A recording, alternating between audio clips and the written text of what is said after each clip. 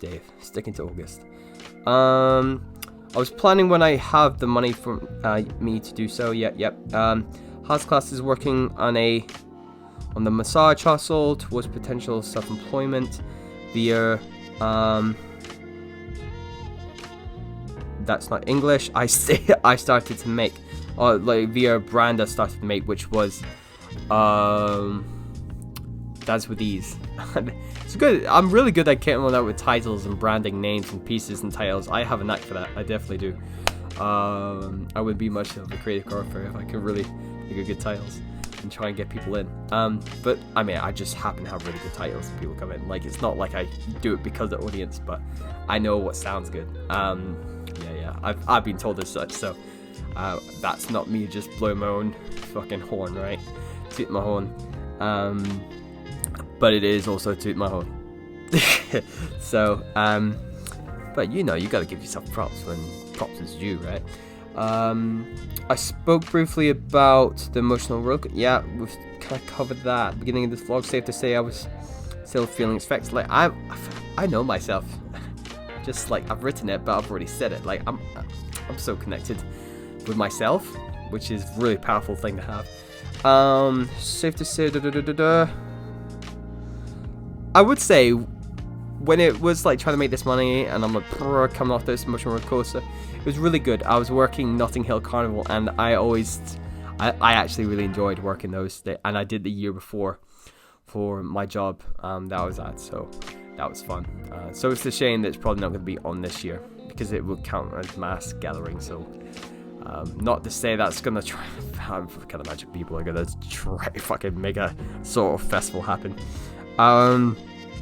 Talking about work and things that are happening with me aside from EQ, developing myself as an individual artist, a home truth submission call out. Yes, so part of I was at this point as well. I've not spoken about it for a while, but the field program I was on of East London Dance, which was like young producers course, and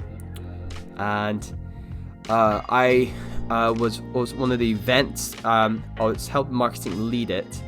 And I mean, with coming off this emotional roller coaster, you can imagine, like, I'm trying to work, I'm trying to do all these things, and then massage hustle, and I'm trying to like do the field program stuff.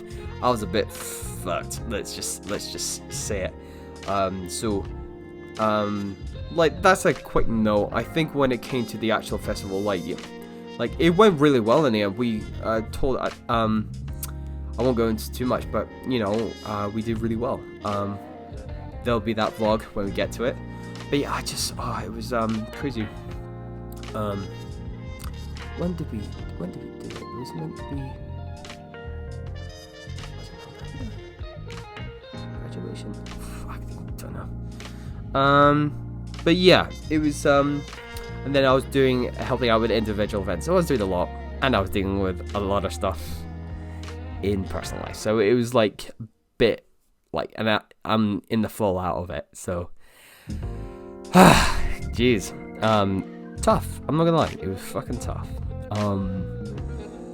Persevered all the same. Could I done a better job? Of course. But like you've gotta like give yourself a break, you know. Even when people like maybe giving you grief, from wherever, like not necessarily field, not necessarily work, even though kind of things happen there and you're not doing your best, but you're trying to like just make it, not like run out of money, go on the water, still do the thing you love to do while you're doing the job, you know, you don't mind doing, you kind of like doing, but like it's still like you'd rather be doing this thing, and then you've also trying to, and you stretch yourself thin. And it was like I was literally I really try not to. I used to be really bad with this when I was younger. I like spreading myself too thin, but I literally did not intend for that to happen, and it happened. So just shows sometimes life, it just kind of puts it on you anyway. So how are you gonna deal with it? But at least I did put myself through it. That's at least the only decent change. But yeah, so I think it's very important to be easy on yourself in these things. And hey, And you know what? I still didn't. Then I didn't give myself a hard time, really. Of course I will a little bit, but compared to times before, I think it's because it's then ownership and like, trying your best. You didn't put this on yourself. So don't do this to yourself. And looking back, I still feel that way. Absolutely. I remember when I did spread myself, I would blame myself because, well, let's be honest, it was. And having ownership around that and accountability that I put myself in these positions, or you didn't, then you take it as it is and you roll with it. And it's good to have a self-care process, which I kind of did, and that's one of the reasons how I managed to get through any of it. So, and that self-care routine is forged over many years. Don't think you crack it right away. You're still learning about yourself. To all my young colleagues and peers and people I've taught. So, but yeah, going back to Home Truth, that was fun to do. And yeah, that was Izzy. Izzy Simmons. It is your last name, Simmons, isn't it? God, I hope so. I hope I didn't get that wrong. Sorry if I did. Yeah, and it was a really good project. It was really cool, like just learning how to kind of source things like eco-friendly printing paper. We did that. I organized that kind of stuff. What else? Trying to get some missions in, stuff like this, and reaching out and doing all the bits and bobs. So, yeah. Oh, right, guys.